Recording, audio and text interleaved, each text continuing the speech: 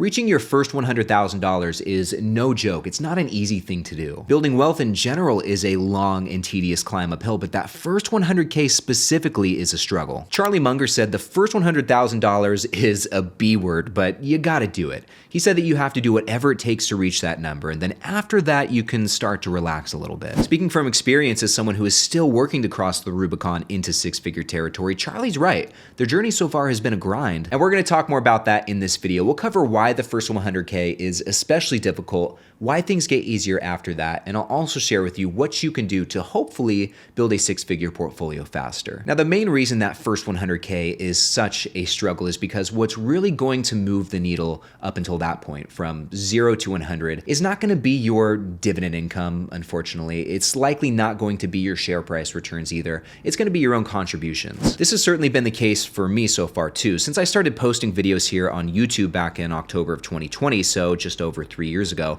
my Charles Schwab portfolio has grown from about $7,800 to now about $52,500, which is a nice jump. I'm very happy with that, but the great majority of that growth has come from my own deposits into the portfolio, and in this time period, I contributed just over $35,000, while my investment gains are coming in just under $10,000, so a lot lower. So in terms of reaching that six-figure mark, the deposits to the portfolio have contributed much more to that progress than have the returns so far, and I'm sure this is or was the case for you as well. But this is what makes that first $100,000 such a difficult achievement. Your portfolio is not yet at a place where the compound interest is having a big impact, so most of the heavy lifting up until this point is done by you and your contributions. And don't get me wrong, that's not necessarily to say that you still shouldn't strive to get the best possible returns that you can. What I'm trying to say is that a 7% return from a $10,000 portfolio won't get you as close to your first 100K as the same return from a $100,000 portfolio will get you to the next 100K. But still, you've got to start somewhere, and I think $10,000 is a pretty great place to start. Now, with that in mind, if you invested $10,000 per year and were able to generate that 7% annual return, which is not unreasonable, by the way,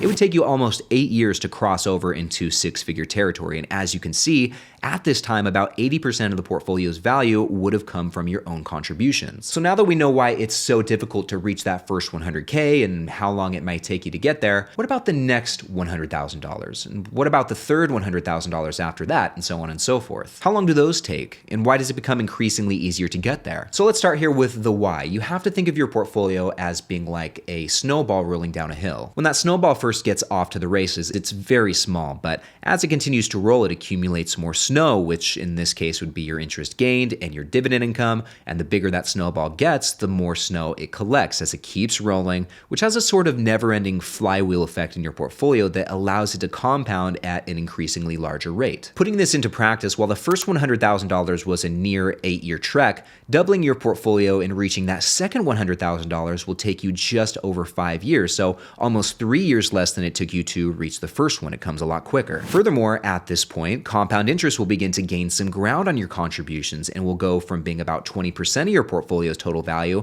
to now over 36%. And looking ahead even more, at this rate, your third $100,000 would take you about 3.8 years to reach, your fourth 100K will take you just over 3 years, and your fifth will only take you 2.5 years. And at this point, your snowball will have gained so much momentum that the interest earned in your portfolio and the dividends you've received will have actually surpassed your contributions. At $500,000, the total amount gained over the years amounts to 56% of the total portfolio value, and just in that 22nd year, your interest in dividends will be more than 3 times the size of your annual contribution, which is crazy. Now, I don't know about you, but seeing those numbers and knowing that things in my portfolio will just get better with time really gets me excited, and it really motivates me to invest as aggressively as I can so I can finally reach that $100,000 mark. And based on where my portfolio is at now, it should take another 2 to 3 years to reach that point, but check this out. From there, to go from 100K to 200K should only take about 4 years. Then the next 100K will take just over 3 years.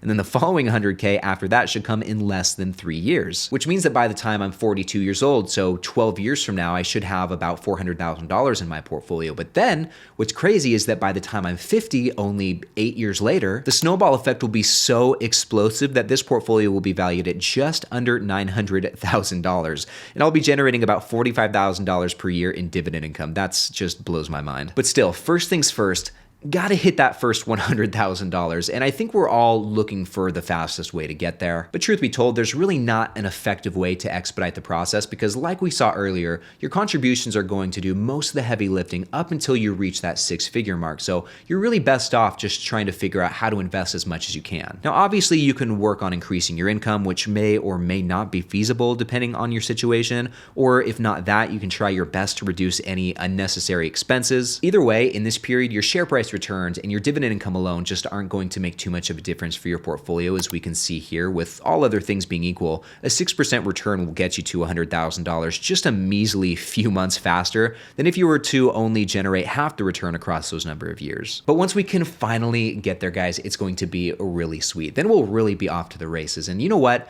More than anything, I think this speaks to the importance of starting to invest while you're young and have all of this time on your side to get that snowball rolling and get that compounding going. When it comes to time, the more the merrier. And as the saying goes, time in the market beats timing the market. And one thing you'll hear quite literally every investor say is they wish they would have started sooner. I'm only 30 years old and I definitely feel that way. That's one of the things that I wish I knew when I first started investing. And in this next video right over here, I'm sharing with you 14 other very valuable lessons that I've learned in my few years as a diehard dividend investor. So click right over here to check them out, and I'll see you in the next one.